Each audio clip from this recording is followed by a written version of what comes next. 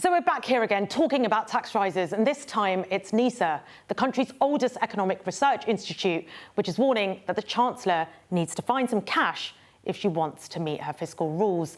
So what exactly has gone wrong this time? Well, back in March, the Chancellor had £9.9 billion of headroom against her fiscal rules, those non-negotiables, the main one being to make sure all day-to-day spending is covered only with tax receipts, so no extra borrowing.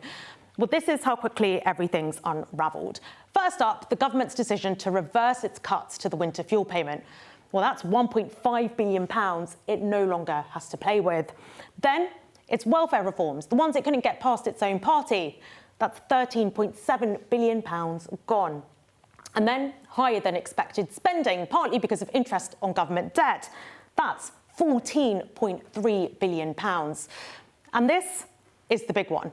Growth, weaker than expected economic growth and employment, and that could wipe out £22.2 billion. And growth is important because more growth means more tax revenue. And Labour have promised it, but so far we haven't seen the results.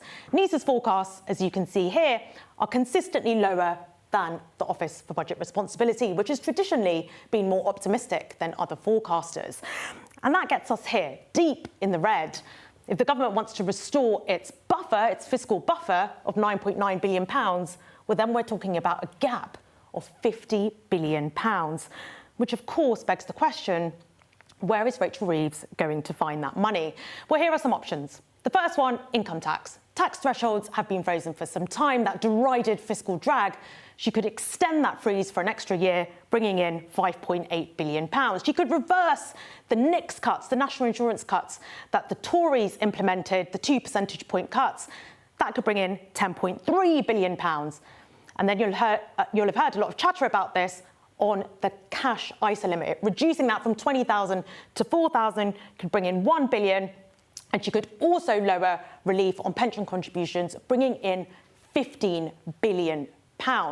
However, when we add all of this together, we can see that it's still barely touching the sides. There really are no palatable options for the Chancellor, only toxic political choices.